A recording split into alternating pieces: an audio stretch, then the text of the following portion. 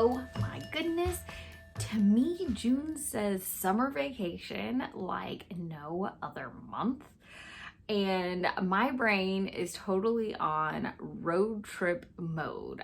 We've been talking about doing a road trip this year, and probably something I don't actually talk a lot about on here, but one of my absolute most favorite things to do in life is take a really good road trip.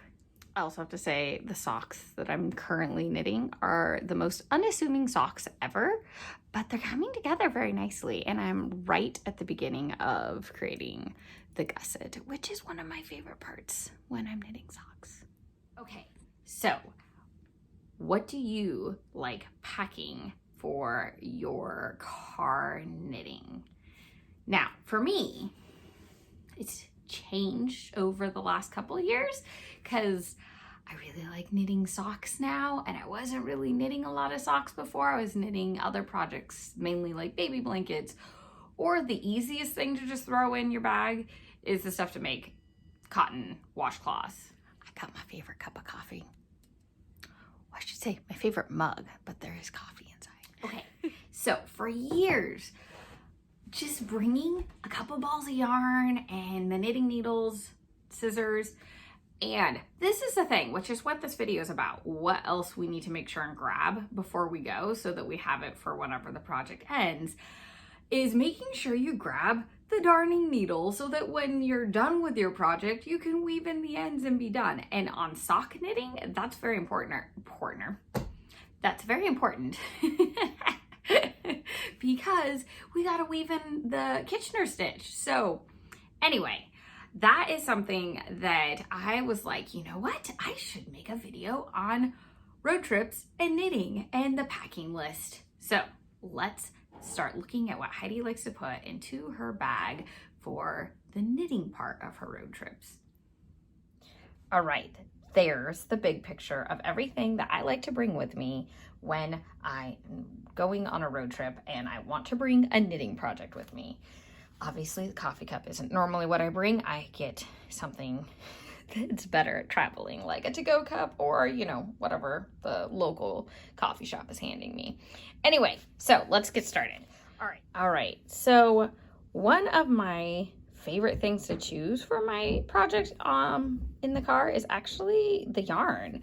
I want to choose something that I'm going to find exciting and a good texture and easy to work with, and I like to make sure and have it fully caked up so that it's just ready to start knitting into socks right away, and I don't have to think much about it. I can just have it in my project bag ready to knit.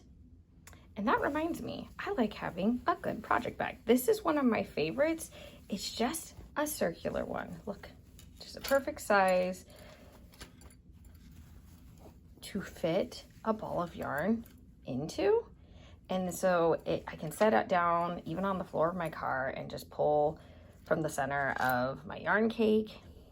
And it just sits so nicely and keeps my project nice and clean and protected when I'm not knitting. The other thing you're going to want to keep in mind is the pattern you're planning on knitting up. Is it one you have memorized so it doesn't matter? Or maybe, with that being said, maybe just a very plain, simple sock so you really can just enjoy knitting while driving but not have to think a lot about the actual pattern.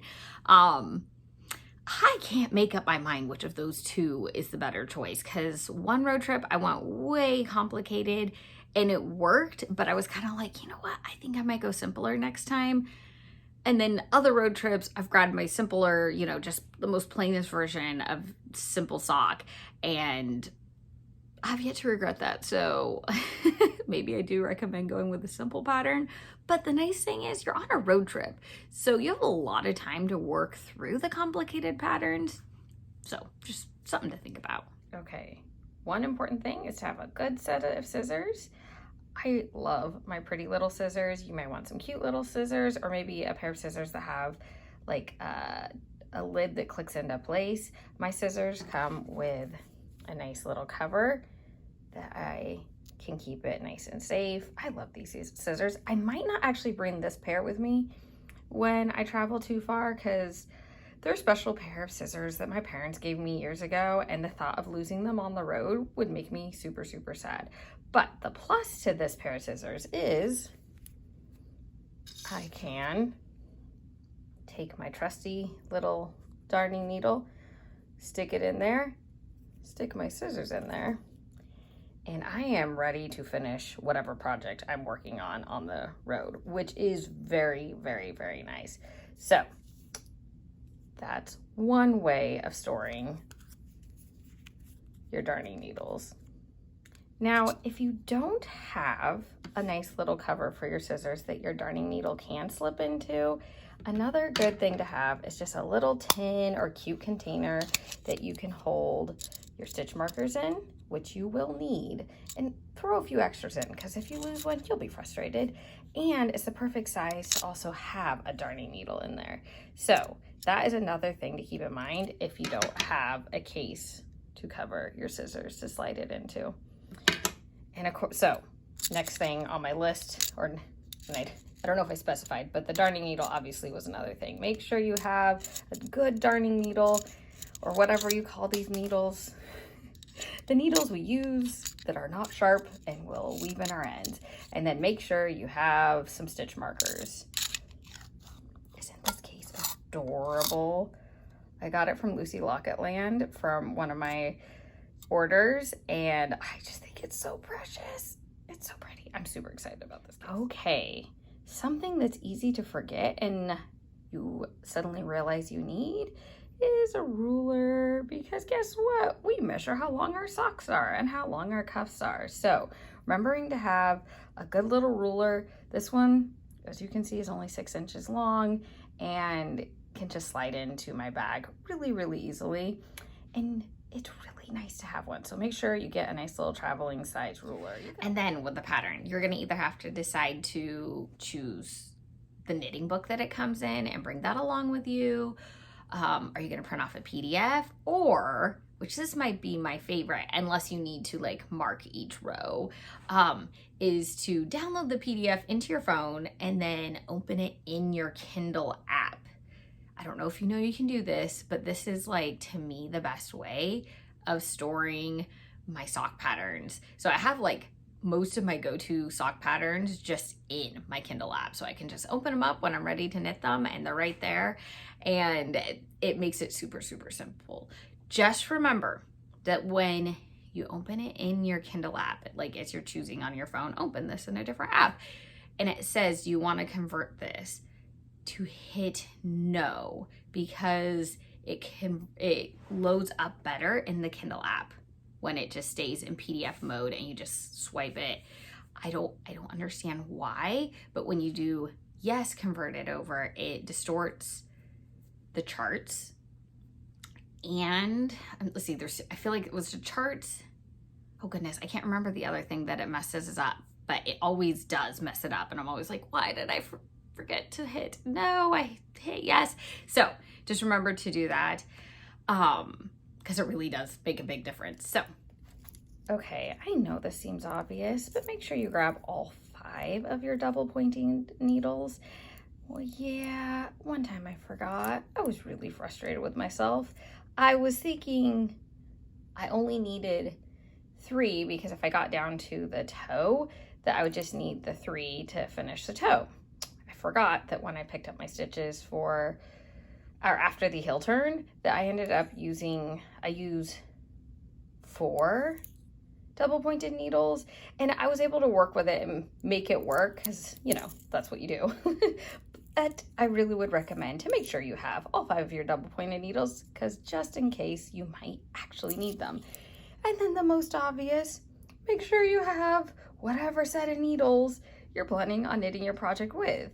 My favorite is these ones, 9-inch, US size 2. And also make sure they're the same size as your double pointed knitting needles. You don't want to accidentally grab like size 3 double pointed knitting needles and then size 2 for the rest of the sock. So keep all that in mind when you're grabbing stuff, that everything is matching. Okay, something I've been considering adding to my list, and yes, I see that mine is broken. It fell off my table the other day, and look, it's not winding my yarn correctly. I don't know if we can fix it. Anyway, that's not what this part is about. But the other thing I've been considering being an interesting thing to bring on the road is actually this, just a smaller winder that I can just tuck into the car somewhere, and then that way if I find a new yarn at a local yarn shop, I can easily cake it up and, well, just start on the project immediately instead of feeling like I have to wait until I come home. Now, I will say a lot of local yarn shops do this for, or can do this for you, or they don't always offer it, but if you notice there is one in the background, there's a good chance that they either do it for free or for like a minimal amount of money. So just so you know, not necessary, but maybe something you might want to consider if you are wanting to use the yarn that you purchase at local yarn shops as you're traveling. It'd be an easy way of getting it all caked up while you're on the road. Oh yes, and a good little blank, doesn't have to be huge, little notebook to bring with you, and a good pen so you can keep track of your project that you're working on, like how many did you pick up on the first sock of your for your gusset, or you know, how many inches did you go for the cuff, like all those random things that it's just nice to write down. Well, you're gonna want a spot to write that information down in, so a good pen and a nice little notebook is always very handy. Also, if your project bag isn't big enough to hold all these little items, having something like this that you can just pop them into and zip up to keep them safe and not to lose all the items is also good to have when traveling. Okay guys, I hope you enjoyed prepping for your road trip, your knitting life on your road trip. Ha! Anyway, I really enjoyed making this video. If you would be so kind to give me a thumbs up, and if you want to share this video, that's always good. And I hope that the beginning of summer, I know it's not technically summer, we're almost there. So for me, it's like June 1st, my brain's like already in summer. I don't know if I'm the only one that does that, but it's the beginning of summer is happening, almost here. I hope that it's going well for you, and I will see you in another video. Bye!